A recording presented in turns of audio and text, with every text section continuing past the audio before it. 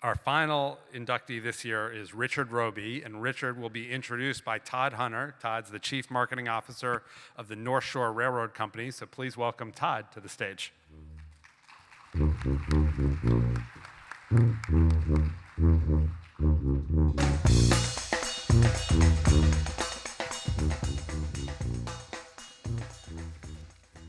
Thank you. There's a common theme running here today with all the people being honored. And when I think of Dick Robey, as everyone refers to him, one word comes to mind, and that word's opportunity. Dick always took an opportunity when it came to railroading. Starting way back, he often told me stories of riding the last CNJ steam-powered excursion around New Jersey with a high school mate of his who also became famous in railroading, Ross Rowland of the American Freedom Train fame. After college, Dick took the opportunity to pursue a career in railroading, and he never looked back. When the industry was on its knees in the Northeast in the 70s, Dick seized the opportunity to be one of the founders of the ASLRRA Railroad in Southeast PA. That short line still operates to this day by Regional Rail, LLC.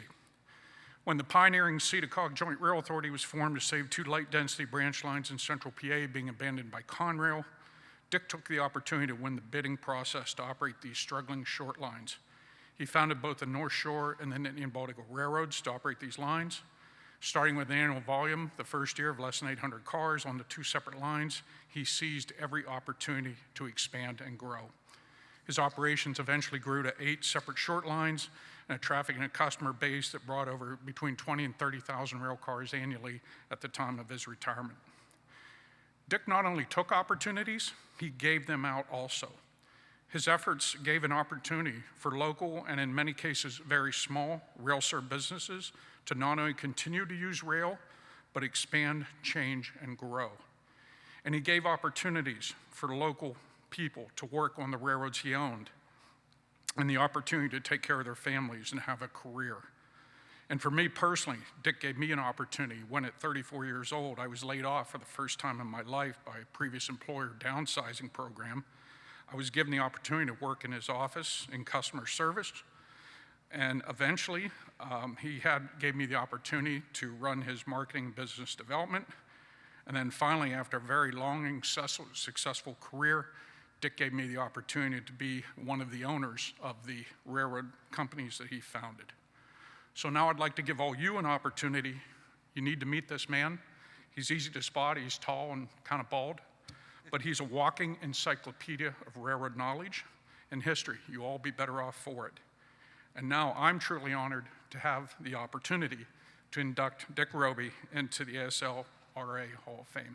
Dick?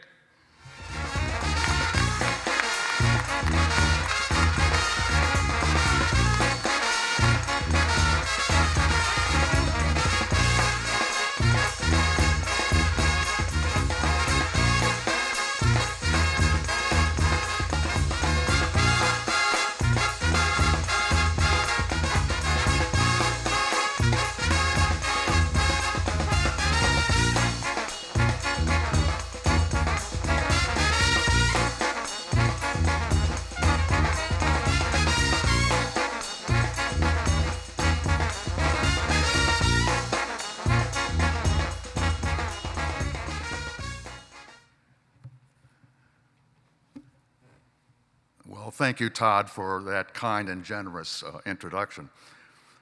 It's nice to be back in New Orleans. 50 years ago, we lived here for a short time when I was working for Illinois Central Railroad. We want to visit the old homestead while we're here this week.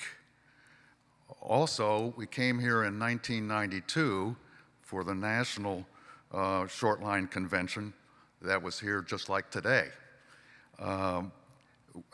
We have been to dozens of the national conventions over the years. My short line involvement began with a call at a red brick mansion on Massachusetts Avenue in Washington, D.C. This was the office of the American Short Line Railroad Association.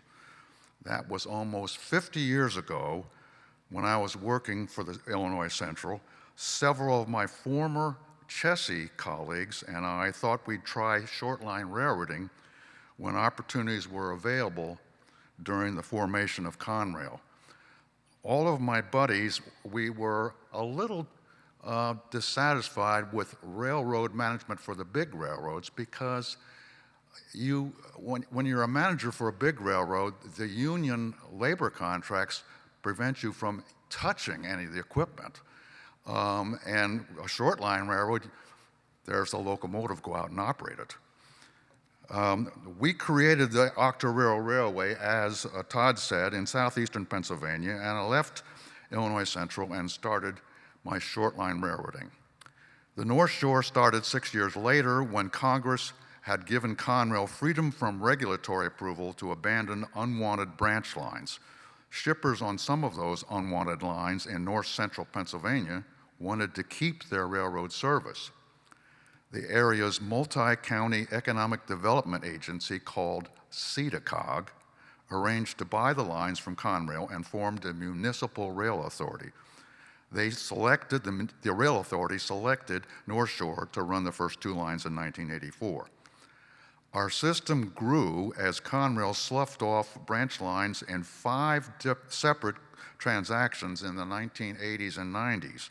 And by 1996, as Todd said, we had started 8 lines, and the North Shore system traffic and revenue was now 20 times the first year's traffic and revenue.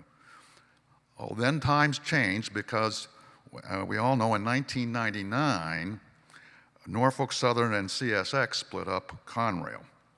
North Shore's connection with the national railroad system became Norfolk Southern. And Norfolk Southern, NS, wasn't doing any branch line abandonments. But of course, we told NS that the North Shore is the other NS.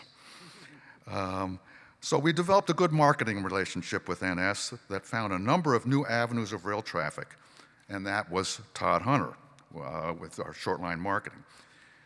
Just to give you an idea of how important these new avenues of rail traffic are, I did a survey several years ago of present rail traffic on North Shore after 20 years of doing marketing activity with Norfolk Southern. Present traffic compared with the initial traffic when the line first started up. I found that 85% of current traffic is new since we started up each line. This gives you an idea of the value of your marketing department. Now an observation about today's short line railroad world. Remember that short lines have the best industrial development sites. The big railroads have run out of good industrial sites, and they have capacity constraints on many of their main lines, which make new industry interfere with train operations. Also, remember that short lines are retail railroaders dealing with individual car shippers like the plastics, chemicals, paper, scrap commodity industries, whereas the big railroads are wholesale railroaders that are not so enthusiastic about what they call loose car traffic, loose car railroading, and prefer unit trains and intermodal traffic. And so now finally, my thanks to the American Short Line and Regional Railroad Association for this wonderful award. It is truly an honor to join with people like Walter Rich, Maggie Silver, Gene Blaby, Bruce and Pete, Ed Lewis. There are several others that I haven't named in the Short Line Hall of Fame.